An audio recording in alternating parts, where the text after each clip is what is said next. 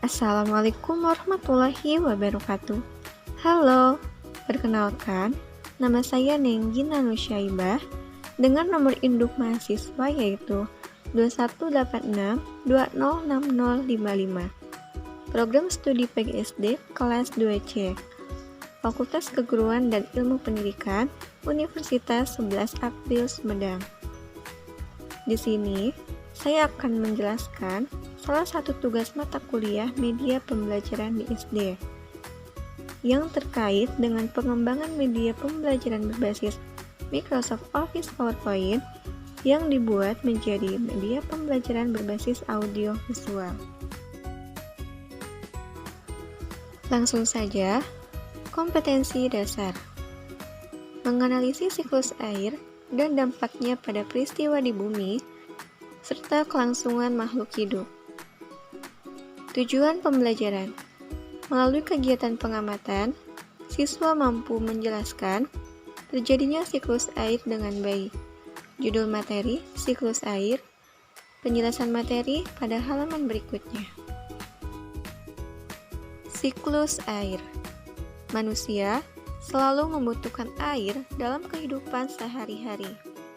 Kegunaan air antara lain untuk keperluan rumah tangga, pertanian, industri, dan untuk pembangkit listrik. Begitu besarnya kebutuhan manusia akan air. Kita bersyukur air senantiasa tersedia di bumi.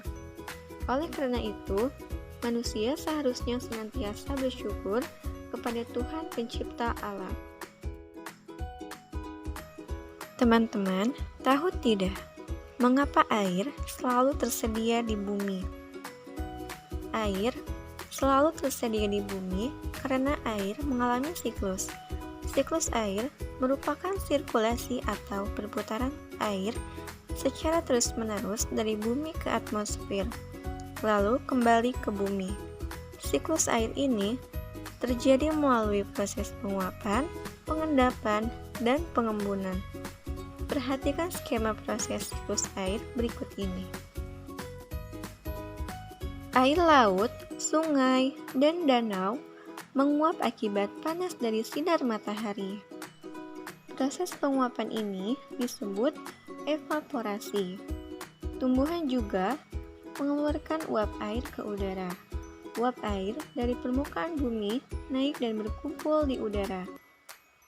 Lama-kelamaan, udara tidak dapat lagi menampung uap air. Proses ini disebut presipitasi atau pengendapan. Ketika suhu udara turun, uap air akan berubah menjadi titik-titik air. Titik-titik air ini membentuk awan. Proses ini disebut kondensasi atau pengembunan. Titik-titik air di awan selanjutnya akan turun menjadi hujan. Air hujan akan turun di darat maupun di laut. Air hujan itu akan jatuh ke tanah atau perairan. Air hujan yang jatuh di tanah akan meresap menjadi air tanah. Selanjutnya, air tanah akan keluar melalui sumur. Air tanah juga akan merembes ke danau atau sungai. Air hujan yang jatuh ke perairan, misalnya sungai atau danau, akan menambah jumlah air di tempat tersebut. Selanjutnya, air sungai akan mengalir ke laut. Namun, sebagian air di sungai dapat menguap kembali. Air sungai yang menguap membentuk awan bersama dengan uap dari air laut dan tumbuhan. Proses siklus air pun terulang lagi. Selanjutnya, jenis-jenis siklus air. Siklus air atau siklus hidrologi dibedakan menjadi 3 jenis berdasarkan panjang dan lama proses pergerakan molekul airnya. Jenis-jenis siklus air dibedakan menjadi 1. Siklus pendek. Siklus air pendek diawali dari evaporasi air laut ke atmosfer, lalu diikuti dengan pembentukan awan yang kemudian menurunkan air sebagai hujan. air tersebut akan mengalir kembali ke laut. 2. Siklus sedang. Proses ini bermula dari air yang menguap membentuk awan, lalu mengalami kondensasi dan turun sebagai hujan.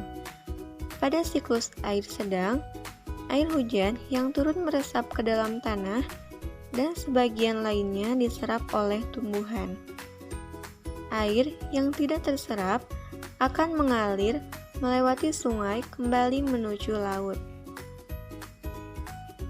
3. Siklus panjang. Siklus ini diawali dari air laut yang menguap. Uap air mengalami kondensasi hingga menjadi awan.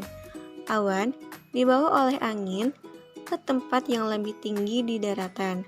Selanjutnya, awan tersebut bergabung dengan uap air lain yang berasal dari penguapan air di permukaan seperti dari danau, sungai, dan hasil transpirasi tumbuhan. Ada beberapa hal yang dapat mempengaruhi siklus air, yaitu 1. Penebangan hutan. Banyaknya penebangan hutan dapat mengurangi jumlah tanaman yang merupakan salah satu penyerap air. Ini dapat berakibat pada tidak terserapnya air dengan baik dan mengakibatkannya terjadi banjir. 2. Pencemaran lingkungan. Pencemaran lingkungan yang terjadi di laut dapat menghambat proses penguapan air untuk membentuk awan, sehingga hujan semakin berkurang.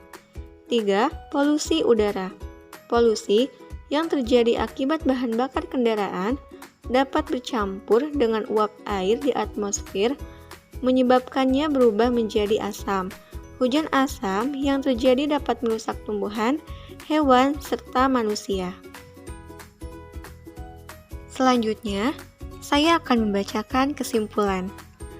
Dari proses siklus air itu, dapat disimpulkan bahwa sebenarnya jumlah air di bumi secara keseluruhan cenderung tetap, hanya wujud dan tempatnya yang berubah.